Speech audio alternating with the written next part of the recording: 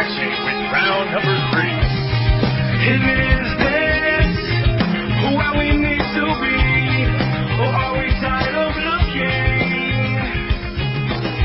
Okay, ladies and gentlemen, welcome back to Combat Sports Live. I want to remind everybody that this round is brought to you by County Town Golf. Come on down and check out Glow in the Dark Golf Saturday nights at 9 o'clock at 7427 Timberlake Road, right beside Fabulous Fudge.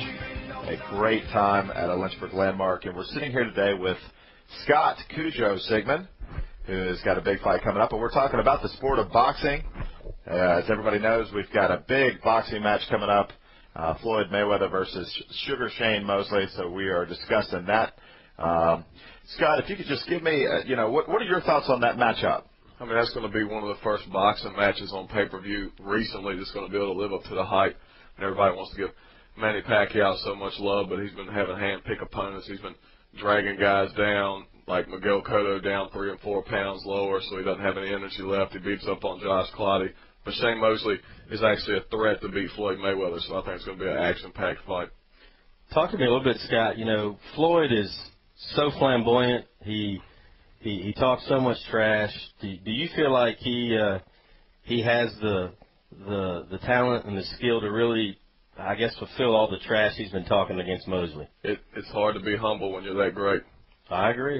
He is great. I think he just tells the truth. I think anybody that doesn't like Floyd, I think it comes strictly from jealousy.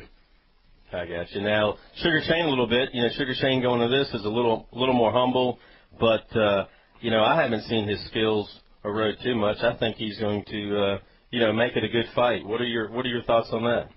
The reason I think it's going to be a great fight is Shane really brings the fight to everybody, just like I do. He wins the fights on conditioning, a lot of power, volume of punches. So he's going to make Floyd Mayweather beat him off of him. So this is going to be the first time probably ever that you see somebody force Floyd to show all of his skills. And I think that's what's going to be so intriguing about this matchup is you're going to get to see the best brought out of Floyd Mayweather Jr. I agree. Now, switching over to the business of boxing, you were talking earlier, before we had the show, you were talking about the pay-per-view buys, the mega fight that this is. What do you see coming out of? Everybody's been talking, I guess, behind the scenes about how boxing's dead, and, Manny's fight at Texas Stadium really, brought out thousands of people and many, pay-per-view buys. How do you see this one, being purchased and coming out of that? Well, I think it's going to crush everything. As far as the business, there's one. I don't hate mixed martial arts. I respect martial arts. There's a lot of people in martial arts that love me. There's one person I don't like. That's Dana White, because he tries to lead an ignorant campaign, and he used to run his mouth about how boxing was dead over and over, and talking about how UFC 103 would prove that. And on the exact same night of UFC 103, Mayweather-Marquez fought. Mayweather-Marquez did 1.2 million pay-per-view buys. And UFC 103 did a dismal 300,000 pay-per-view buys. And ever since then, I've noticed Dana's acted like he's a boxing fan. Well, Dana comes from a boxing background. Dana was a professional boxer, and he was a boxing promoter, a boxing manager.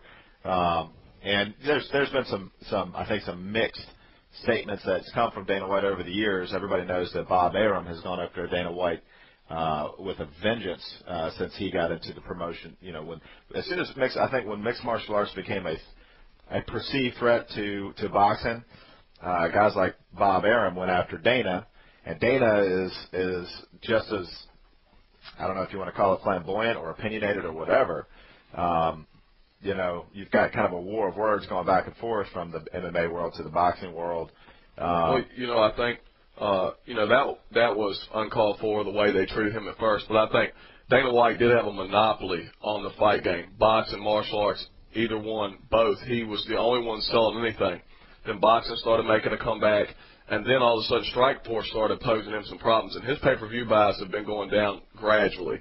And I think he knows he needs to start being a little bit nice to people and stop throwing his weight around as he was. He was just being rude, counter-programming everything. But I've noticed he's backed off of that a little bit. So, Well, I think that one of the biggest issues that the UFC and Dana White and the Fertitti brothers have in terms of, I think, and what you're saying, their pay-per-view buys have gone down.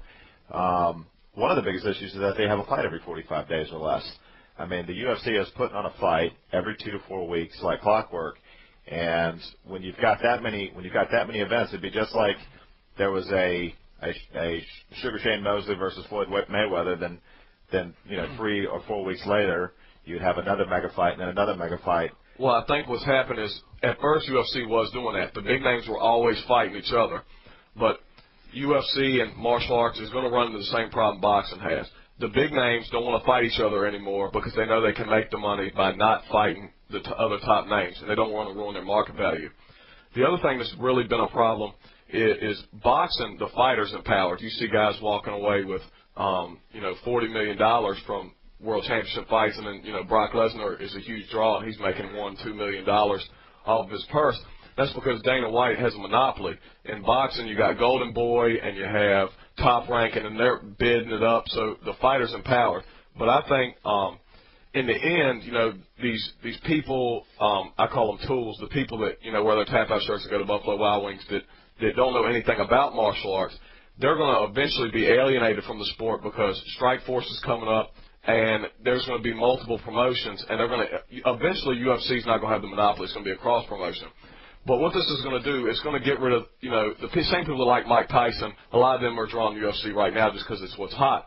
But it's going to really empower the martial artists. They're going to be able to make more money with the cross promotion, and the hardcore martial arts fan is really going to be appreciative of the cross promotion because everybody wants to see Fedor versus Brock Lesnar, and that's not happening right now because Dana White's ruling it with an iron fist. Well, I tell you what, I feel like I'm in. I feel like I'm in a third dimension. I'm talking MMA with Scott Sigmund, and we're going to be talking more about that in round number 4. Definitely want to touch on the cross promotion idea.